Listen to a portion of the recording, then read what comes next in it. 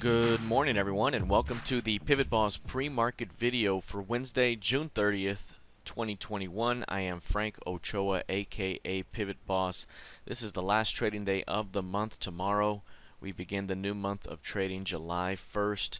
I will be hosting a monthly market outlook tomorrow, July 1st, at 4 o'clock p.m. Central. Please join me using the Zoom link below. You'll be able to jump right into that free monthly meeting. We're going to discuss a ton of charts, including futures and stocks and crypto. We're also going to talk seasonality and talk about different opportunities heading into the new quarter ahead. So please join me tomorrow, Thursday, July 1st, 2021 at 4 p.m. Central using the link below.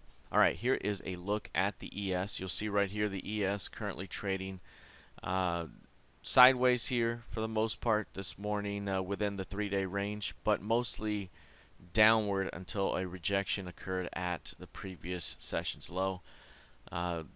Usually in an uptrending market, a failed new low, a test at the previous low, offers an opportunity to trap and reverse it back up for perhaps a bullish outside day later in the session.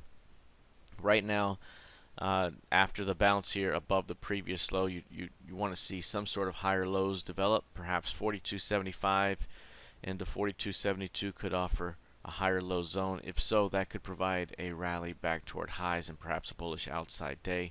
Overall, we're kind of in a narrow range at these highs here that could continue to develop as this thing plays out over the next few days with an upward bias.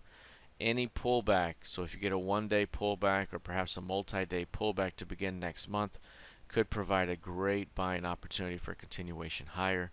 We're looking for a move not only through 4,300 but into the next upside target above, which takes us into about 44.50. So we're looking for a major continuation up overall, but in the near term, any pullback to begin next month provides an opportunity to push this thing higher toward 43.50 and 4400. All right, let's take a look now at the NQ.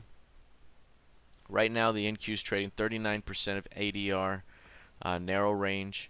You can see an upward trend overall still intact.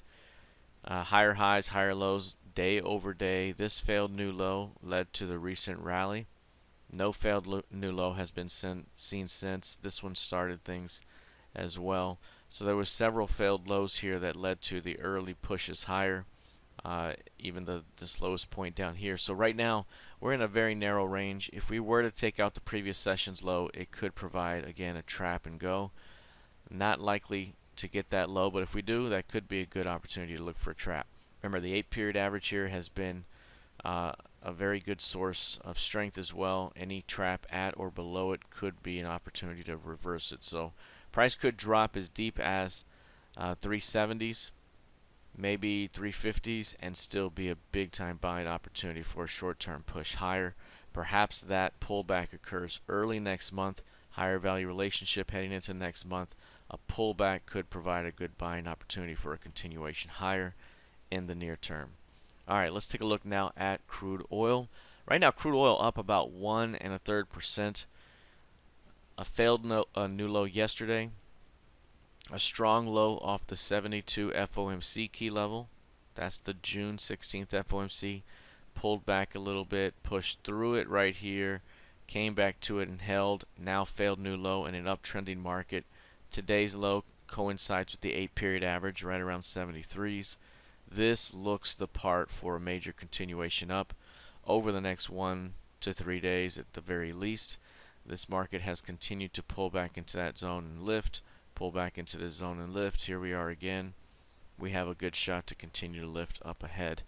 At the moment, any pullback towards 73.40 could still provide an intraday boost to the upside. All right, let's take a look here at gold futures.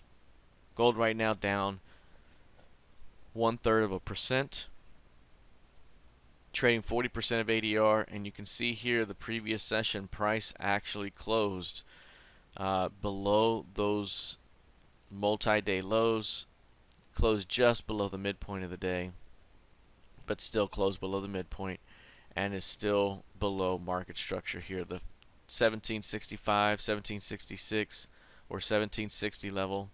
That whole level, we're below it at the moment.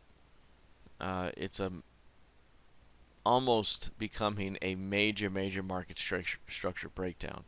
This could not become one if we can get back above the 1765s very quickly, but if we fail to do so and we start to drop deeper here, there is the potential to not only come back to this FOMC cluster, but perhaps drop all the way down to the lows of the prior price distribution. So this is a big time zone right here. It's kind of like right here in this area where we broke down yesterday, and we have a shot to continue here over the next 1 to 2 weeks. So this is an important zone. If for some reason price is able to reclaim 1765 or 1770, then we may have seen this thing hold that level for now. But as it looks at the moment, it looks as though we could see a continuation to the downside, especially if price can't get above those 1765s fairly soon.